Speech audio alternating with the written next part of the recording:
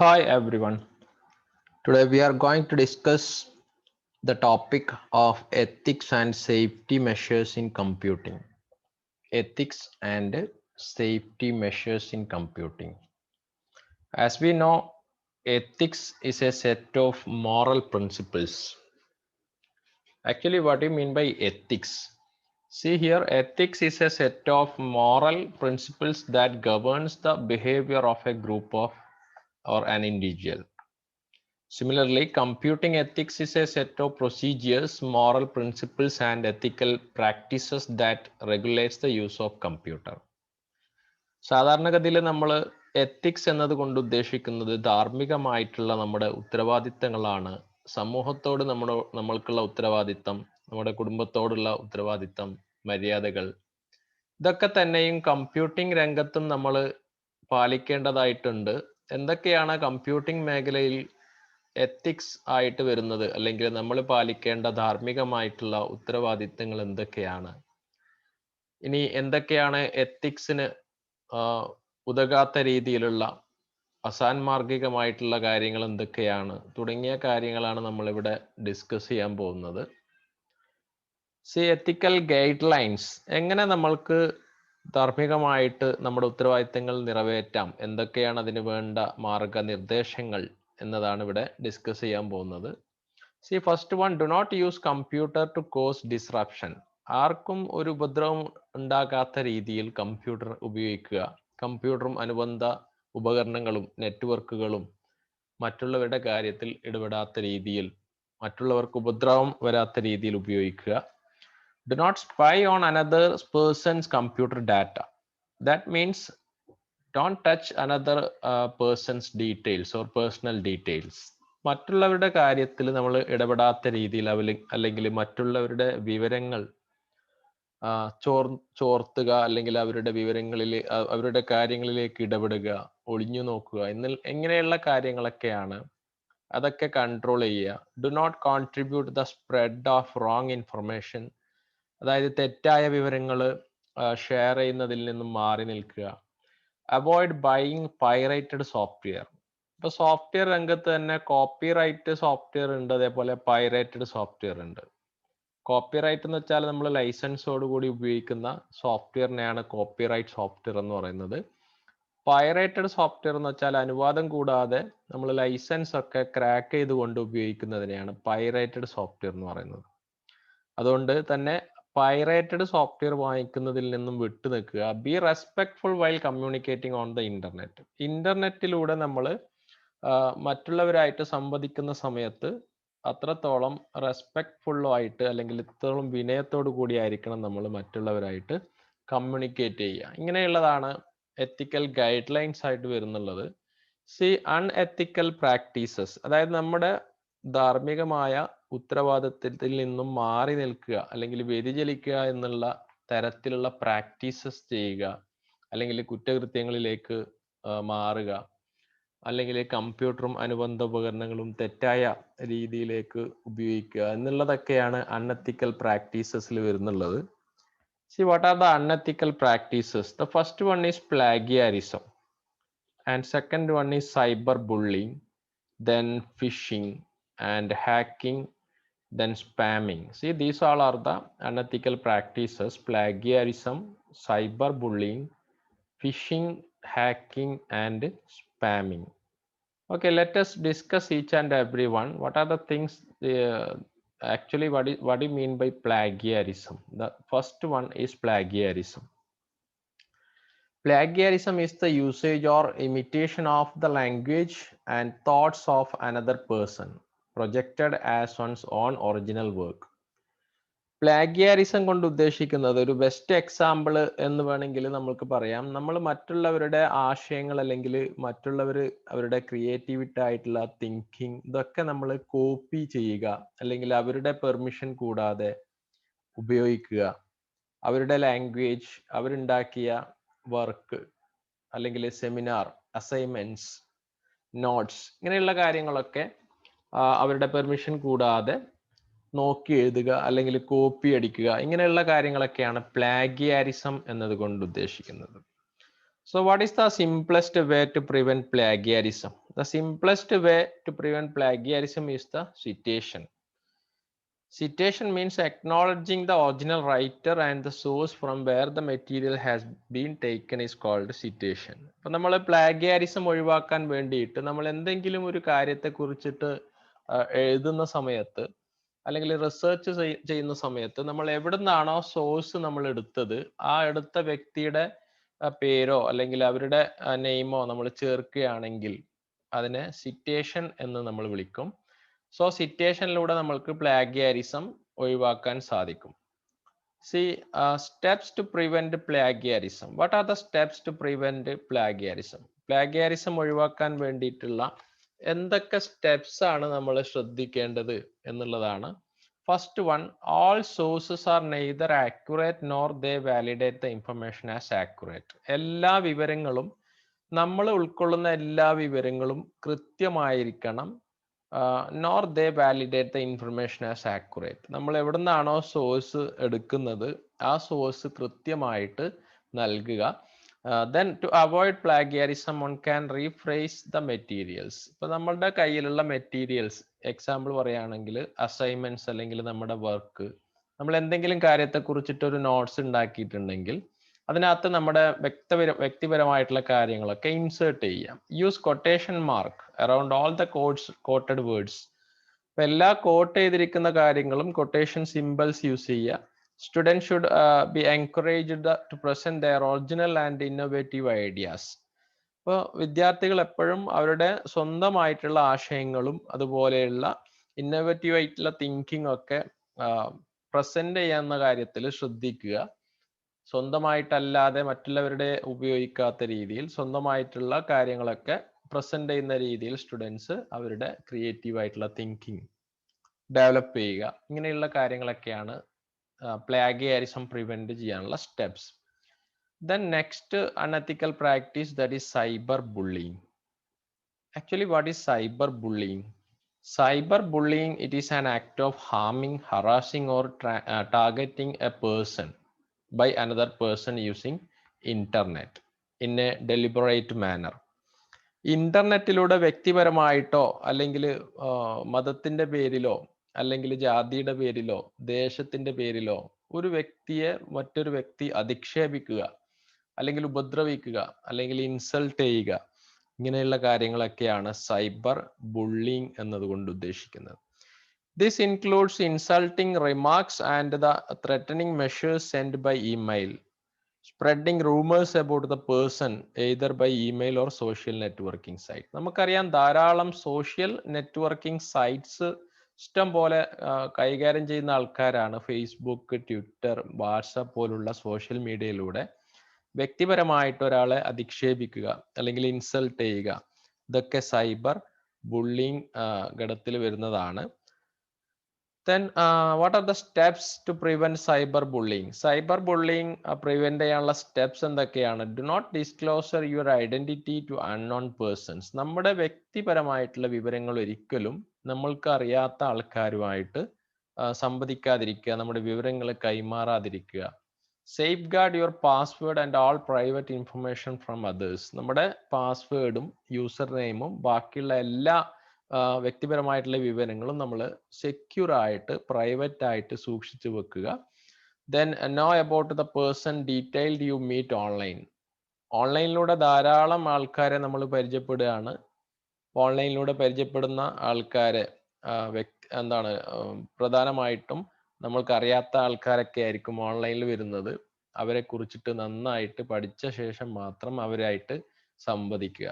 Restrict your online profile to be checked by the trusted friends only. അതായത് നമ്മുടെ profile pictures ഒക്കെ നമ്മുടെ അടുത്ത ഫ്രണ്ട്സിന് മാത്രം കാണാവുന്ന വിധത്തിൽ നമ്മൾ എന്ത് ചെയ്യുക, പ്രൊഫൈൽ പിക്ചേഴ്സ് ഒക്കെ പ്രൈവറ്റ് ആക്കി വെക്കുക. If you are cyber bullied by someone, do not remain silent but take actions against cyber bullying. ഇപ്പൊ നമ്മൾ സൈബർ ബുള്ളിങ്ങിന് ഇരയായ ആളാണെങ്കിൽ അല്ലെങ്കിൽ നമ്മൾ ആരെങ്കിലും ഇതുപോലെ സൈബർ ബുള്ളീഡ് ആക്കിയിട്ടുണ്ടെങ്കിൽ നമ്മൾ ഒരിക്കലും സൈലന്റ് ആയിട്ട് ഇരിക്കാതെ അതിന് എതിരെ ആക്ഷൻ എടുക്കുന്ന രീതിയിലേക്ക് നമ്മൾ പോവേണ്ടതായിട്ടുണ്ട്. ഇത്രയാണ് സൈബർ ബുള്ളിങ്ങിൽ നമ്മൾ പഠിക്കുന്നത്. Then next one is phishing. Actually, what is phishing? It is an act of sending an email to a user, misleading him to believe that it is from a trusted person or organization. Phishing എന്ന് വെച്ചാൽ നമ്മൾ ഒരു message ഇമെയിലിലൂടെ ആൾക്കാരെ തെറ്റിദ്ധരിപ്പിക്കുന്ന രീതിയിൽ അല്ലെങ്കിൽ വിശ്വസിക്കുന്ന രീതിയിൽ മെസ്സേജ് അയക്കുന്നതിനെയാണ് ഫിഷിംഗ് എന്നതുകൊണ്ട് ഉദ്ദേശിക്കുന്നത്. അപ്പൊ ഇത് ഫിഷിംഗ് നടത്തുന്ന ആൾക്കാരുടെ ഉദ്ദേശം എന്ത് വെച്ചാൽ ഒരുപക്ഷെ നമ്മുടെ പൈസ ഒക്കെ അവർ വിഡ്രോ ചെയ്യുകയായിരിക്കാം. അങ്ങനെയുള്ള നമ്മുടെ വിവരങ്ങളൊക്കെ ചോർത്തുക എന്നതായിരിക്കും അവരുടെ ഉദ്ദേശം. നമ്മളെ തെറ്റിദ്ധരിപ്പിക്കുന്ന രീതിയിൽ മെസ്സേജ് അയക്കുന്നതിനെയാണ് ഫിഷിംഗ് എന്നതുകൊണ്ട് ഉദ്ദേശിക്കുന്നത്. The user is asked to visit a website in which he is supported to update or validate his personal detail, such as username, password, credit card details, etc. അപ്പൊ നമ്മുടെ ഡീറ്റെയിൽസ് ഒക്കെ update ചെയ്യണം എന്നുള്ള മെസ്സേജിന്റെ രൂപത്തിലായിരിക്കാം നമ്മൾക്ക് message വരുന്നത്. അപ്പൊ അങ്ങനെയുള്ള മെസ്സേജുകളൊക്കെ നമ്മൾ മാക്സിമം അവോയ്ഡ് ചെയ്യുക. See what are the steps to prevent phishing? Phishing ഒഴിവാക്കാനുള്ള സ്റ്റെപ്സ് എന്തൊക്കെയാണ്? Identify suspected phishing emails that come from unorganized senders or unrecognized senders. അതായത് നമ്മൾക്ക് അറിയാത്ത ആൾക്കാരിൽ നിന്നും വരുന്ന മെസ്സേജുകൾ അല്ലെങ്കിൽ നമ്മൾ സംശയാസ്പദമായിട്ടുള്ള മെസ്സേജുകൾ നമ്മൾ തിരിച്ചറിയുക, അത് ഓപ്പൺ ചെയ്യാത്ത രീതിയിൽ ഡിലീറ്റ് ചെയ്യുന്ന രീതിയിലേക്ക് മാറ്റുക. Do not click on link, download files from unknown senders. നമ്മളുടെ കോണ്ടാക്ട് ലിസ്റ്റിൽ ഇല്ലാത്ത ആൾക്കാർ നമ്മൾക്ക് ഒരുപാട് മെയിൽ വരാറുണ്ട്, ലിങ്ക് അയക്കാറുണ്ട്, ഫയൽസ് ഒരുപാട് ഫയൽസ് അയക്കാറുണ്ട്. ഇതൊന്നും തന്നെ ഡൗൺലോഡ് ചെയ്യാതെ ക്ലിക്ക് ചെയ്യാതെ ഒഴിവാക്കുക എന്നുള്ളതാണ് അടുത്ത step. The next one, beware of links in emails that ask for the personal details. നമ്മുടെ വ്യക്തിപരമായിട്ടുള്ള വിവരങ്ങളൊക്കെ ചോദിക്കുന്ന മെസ്സേജുകളിൽ നമ്മൾ ബോധവാന്മാരാവുക. Then check your online account regularly. Regular ആയിട്ട് നമ്മുടെ ഓൺലൈൻ അക്കൗണ്ടുകൾ ഇടയ്ക്കിടയ്ക്ക് നമ്മൾ സന്ദർശിച്ചുകൊണ്ടേയിരിക്കുക, അല്ലെങ്കിൽ നമ്മുടെ അക്കൗണ്ട് ഹാക്ക് ചെയ്യാനുള്ള സാധ്യത വളരെ കൂടുതലാണ്. അതുപോലെ തന്നെയാണ് വിഷിങ്ങും. Vishing is the criminal practice of using social influence over the telephone system. ഇപ്പോൾ മൊബൈൽ ഫോണിലൂടെ അല്ലെങ്കിൽ ടെലിഫോൺ സിസ്റ്റത്തിലൂടെ നമ്മൾ നടത്തുന്ന അൺഎത്തിക്കൽ പ്രാക്ടീസ് ആണ് വിഷിംഗ് എന്നതുകൊണ്ട് ഉദ്ദേശിക്കുന്നത്. വോയിസ് ഓവർ IP ആയിട്ട് വിഷിംഗ് ക്രൈം ചെയ്യുന്നതായിട്ടും രേഖപ്പെടുത്തിയിട്ടുണ്ട്. Next unethical practice that is hacking. എല്ലാവർക്കും ഹാക്കിങ്ങിനെ കുറിച്ചിട്ട് നന്നായിട്ട് ഈ വാക്ക് ഒരുപാട് തവണ കേട്ടതായിട്ട് നമ്മുടെ ഓർമ്മയിലുണ്ട്. Hacking refers to an illegal institution into a computer system or network. അതായത് ഒരാളുടെ പെർമിഷൻ ഇല്ലാതെ അയാളുടെ കമ്പ്യൂട്ടറിന്റെ വിവരങ്ങൾ ചോർത്തുക, അല്ലെങ്കിൽ അയാളുടെ കമ്പ്യൂട്ടറിലേക്കോ നെറ്റ്വർക്കിലേക്കോ നുഴഞ്ഞു കയറുന്ന പ്രവണതയാണ് ഹാക്കിംഗ് എന്ന് പറയുന്നത്. Hacking refers to an illegal institution into a computer system or a network. Hackers are highly technical people who secretly break into computers to steal important data or sometimes to destroy it. ഇപ്പോൾ hackers എന്ന് പറയുന്നത് നന്നായിട്ട് computer programming ഒക്കെ അറിയുന്ന ആൾക്കാരാണ് hackers ആയിട്ട് വരുന്നുള്ളത്. They are highly technical people who know well the computer system and the internet, the facility of the database also. So easily they can hack the data or our important data.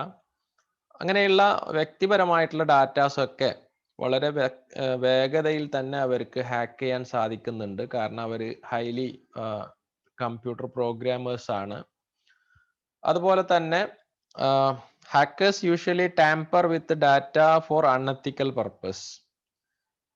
Hackers are mainly classified into two types: ethical hacking and black hat, white hat, etc. These all are the types of hackers. See how to prevent from hacking. ഹാക്കിങ്ങിൽ നിന്ന് നമ്മൾ എങ്ങനെ രക്ഷപ്പെടാം, എന്തൊക്കെയാണ് വഴികൾ? Keep your password secret and change dum periodically. നമ്മുടെ password എപ്പോഴും secret ആയിട്ട് സൂക്ഷിച്ചു വെക്കുക, കാലാനുസരണം അത് മാറ്റിക്കൊണ്ടേയിരിക്കുക. നമ്മുടെ പാസ്വേഡ് ഒന്ന് തന്നെ നമ്മൾ ഫിക്സ് ചെയ്യുന്നതിന് പകരം പാസ്വേഡുകൾ ഇടയ്ക്കിടയ്ക്ക് ചേഞ്ച് ചെയ്യുക. എങ്കിൽ നമ്മുടെ അക്കൗണ്ട് ഒരിക്കലും ഹാക്കേഴ്സിന് ഹാക്ക് ചെയ്യാനുള്ള സാധ്യത ഉണ്ടാകില്ല. Update your operating system and other softwares like antivirus.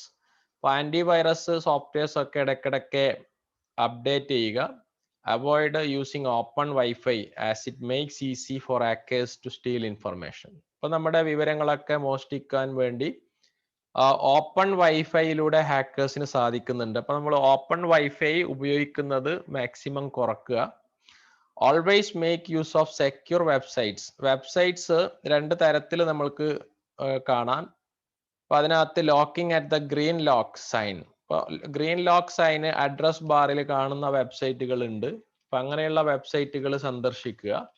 Never store credit card information on a website. വെബ്സൈറ്റിൽ ഒരിക്കലും നമ്മുടെ ക്രെഡിറ്റ് കാർഡ് ഡീറ്റെയിൽസ് സ്റ്റോർ ചെയ്യാതിരിക്കുക. ഇങ്ങനെയുള്ള കാര്യങ്ങളാണ് ഹാക്കിംഗ് അവോയ്ഡ് ചെയ്യുന്നതിനുള്ള സ്റ്റെപ്സ് ആയിട്ട് വരുന്നുള്ളത്. Then next unethical practice that is spamming. What is spamming? Spam are unwanted bulk emails that come from strange sources. Spam means unwanted bulk emails. അതായത് നമ്മുടെ ഇൻബോക്സിലേക്ക് ഒരുപാട് unwanted മെസ്സേജുകൾ വരുന്നതിനെയാണ്, ബൾക്കായിട്ട് മെസ്സേജുകൾ വരുന്നതിനെയാണ് സ്പാം എന്നതുകൊണ്ട് ഉദ്ദേശിക്കുന്നത്. Spam are generally send in large number of commercial advertising. അതായത് പുറത്തു നിന്നുള്ള ഒരുപാട് മെസ്സേജുകളാണ് നമ്മുടെ ഇൻബോക്സിലേക്ക് വരുന്നത്. അവരുടെ പരസ്യങ്ങളും അവരുടെ ബിസിനസ് തന്ത്രങ്ങളായിട്ടാണ് ചില കമ്പനികൾ അവർ മെസ്സേജുകൾ അയക്കുന്നത്. In spamming millions of copies of the same message are sent to email users worldwide. അതായത് ലോകത്തെമ്പാടും ഒരുപാട് കോടിക്കണക്കിന് മെസ്സേജുകളാണ് സ്പാമിന്റെ രൂപത്തിൽ അവർ അയക്കുന്നത്. Spam is a serious security concern as it can be used to deliver Trojan horses, viruses, worms, spyware and organized targeted phishing attacks.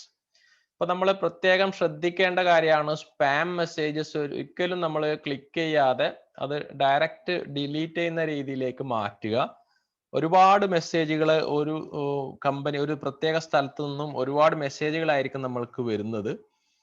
Sometimes spam attackers keep sending bulk emails till the mail server gets full. This practice is known as mail bombing. Mail bombing എന്ന് പറയുന്ന ഒരു term നമ്മൾക്ക് പഠിക്കാനുണ്ട്. അതായത് നമ്മുടെ ഇൻബോക്സിലേക്ക് നമ്മുടെ server, അതായത് നമ്മൾക്ക് മെസ്സേജ് ഒക്കെ സൂക്ഷിച്ചു വെക്കുന്ന സ്പേസിനെയാണ് സെർവർ എന്ന് പറയുന്നത്. നമ്മുടെ സെർവർ ഫുൾ ആവുന്നത് വരെ അവർ മെസ്സേജ് അയച്ചുകൊണ്ടേയിരിക്കുന്ന ഒരു പ്രവണതയാണ് മെയിൽ ബോംബിംഗ് എന്ന് പറയുന്നത്. See, what are the steps to prevent spamming?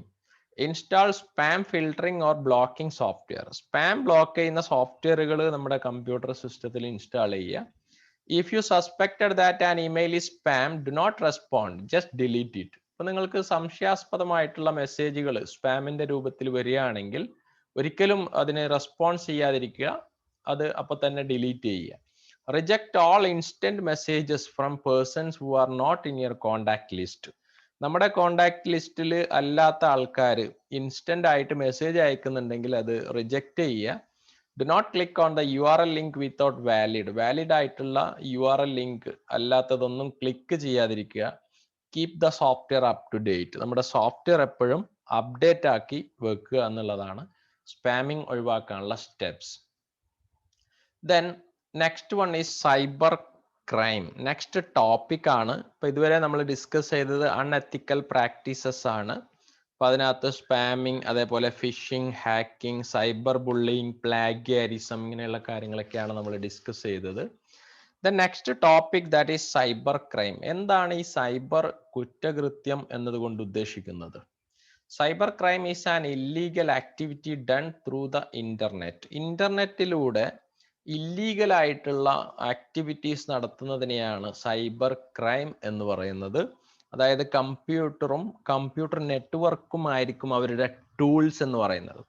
Cyber കുറ്റകൃത്യങ്ങൾ നടത്തുന്നവരുടെ ടൂൾസ് എന്ന് പറയുന്നത് കമ്പ്യൂട്ടറും അതുപോലെ അനുബന്ധ ഉപകരണങ്ങളായിരിക്കും. നമ്മൾ സാധാരണഗതിയിലുള്ള മോഷ്ടാക്കളല്ല സൈബർ ക്രൈം നടത്തുന്നത്. സാധാരണ മോഷ്ടാക്കൾ എന്ന് പറയുന്നത് വീടുകളിൽ വന്ന് ഒരുപക്ഷെ സാധനങ്ങളോ പൈസയോ മോഷ്ടിക്കുന്ന തരത്തിലുള്ള മോഷ്ടാക്കളായിരിക്കാം നിങ്ങൾ ഇതുവരെ ഫേസ് ചെയ്തത്. ഇപ്പൊ സൈബർ ക്രൈം എന്ന് പറയുന്നത് ഓൺലൈനിലായിട്ട് നമ്മുടെ അക്കൗണ്ടിൽ കയറിയിട്ട് നമ്മുടെ identity മോഷ്ടിക്കുക, that is called identity theft, where somebody can steal your email ID or password and use it to send fake emails to people containing false information.